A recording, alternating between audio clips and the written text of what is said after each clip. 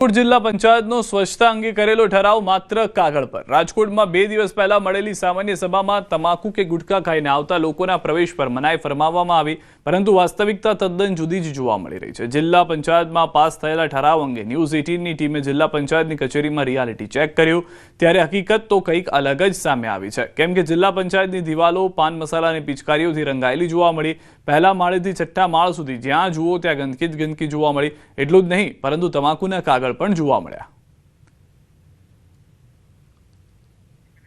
એક તરફ લોકો ઠરાવને આવકારી રહ્યા છે, તો બીજી તરફ પંચાયતમાં આવતા લોકો ઠરાવનો ભંગ કરી રહ્યા હોય તેવા દ્રશ્યો પણ ન્યૂઝ 18ના કેમેરામાં કેદ થયા છે। પ્રતિબંધ જિલ્લા પંચાયતમાં બહુ સારો નિર્ણય છે, પણ લોકોને સમજવાની જરૂર છે। જ્યાં ત્યાં થૂકશો નહીં અને કડક અમલવારી પણ થવી જોઈએ, એ માણસોને લોકોને પણ સમજવું જરૂરી છે। અત્યારે તો દિવાલો પર બોર્ડ લગાવીને સૂચના પણ આપવામાં આવી છે કે અધિકારીઓ અને કર્મચારીઓ તેમજ મુલાકાતીઓએ બીડી, સિગરેટ, સિગાર, ગુટખા, પાન મસાલા કે અન્ય કોઈપણ રીતે તમાકુનું સેવન કરવું નહીં। જો કોઈ ઠરાવનો ભંગ કરશે તો 500 રૂપિયાનો દંડ ભરવામાં આવશે। આ દંડ તેમ છતાં અમુક લોકો સૂચનાઓનું પાલન નથી કરી રહ્યા।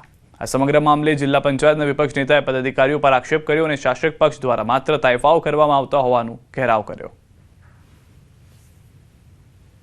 લોબીમાં જોઈ લો, સીડીમાં જોઈ લો, ટોયલેટમાં જોઈ લો, ઓફિસની બારીઓમાં જોઈ લો, મન ફાવે એમ બધા થૂકે છે।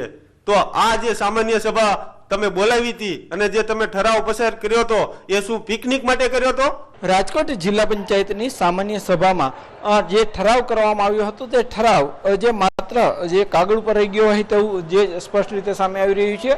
આ જિલ્લા પંચાયતમાં જે છે કોઈ વ્યક્તિઓએ તમાકુ ખાઈને થૂકવું નહીં તેવું જે છે તમામ ફ્લોર પર બોર્ડ મારવામાં આવેલા છે।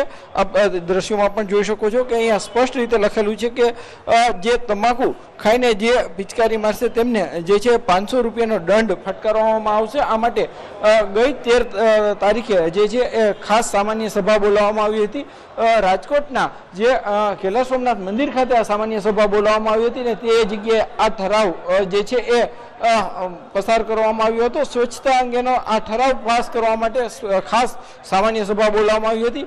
ત્યારે બીજા દ્રશ્યો જે આપ જોઈ શકો છો કે જિલ્લા પંચાયતના છે, અહીંયા જે ખુલ્લેઆમ લોકો જે થૂકેલા હોય તેવું જોવા મળી રહ્યું છે। ખુલ્લેઆમ અહીંયા ગંદકી ફેલાવતા હોય તેવું સ્પષ્ટ રીતે સામે આવી રહ્યું છે।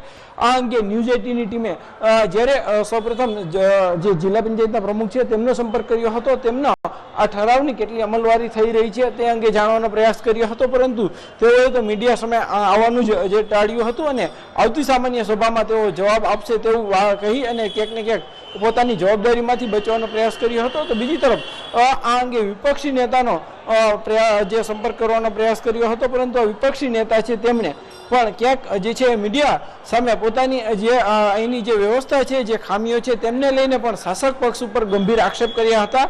તો બીજી તરફ જ્યારે ન્યૂઝ 18ની ટીમે આ અંગે રિયાલિટી ચેક કર્યું ત્યારે જે ન્યુસન્સ પોઈન્ટ છે ત્યાં કોઈ જ જગ્યાએ સીસીટીવી જે જોવા નહોતા મળ્યા। કહી શકાય કે કોઈ સિક્યુરિટી કે કોઈ અન્ય લોકો પણ જોવા નહોતા મળ્યા કે જે ન્યુસન્સ પોઈન્ટ ઉપર કે જે જગ્યાએ જે ગંદકી ફેલાવતા હોય એવા લોકોને દંડ ફટકારી શકે તેવા કોઈ દ્રશ્ય કોઈ જોવા નહોતું મળ્યું। તો ક્યાંક ને ક્યાંક આ જે ખાસ કરીને જે નિયમ બનાવવામાં આવ્યો છે, જે ઠરાવ પાસ કરવામાં આવ્યો હતો, તે ઠરાવ માત્ર ને માત્ર કાગળ ઉપર રહી ગયો હોય તેવું સ્પષ્ટ રીતે જે સામે આવ્યું છે।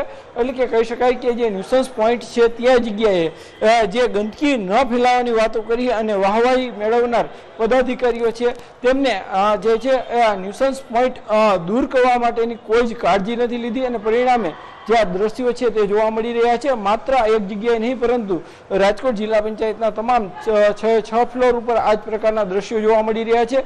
ત્યારે કહી શકાય કે સ્વચ્છતાની માત્ર વાતો કરવી અને કામ કરવું તેમની વચ્ચેનું ઘણું અંતર હોવાનું પણ ક્યાંક લોકો માની રહ્યા છે। તો સાથે સાથે જે સ્વચ્છતાની જે વાતો અને જે ઠરાવ કરવામાં આવ્યા હતા તે ઠરાવની કોઈ જ જગ્યાએ અમલવારી ન થતો હોવાનું સ્પષ્ટ રીતે સામે આવી રહ્યું છે। હાર્દિક જોશી, ન્યૂઝ 18 ગુજરાતી, રાજકોટ।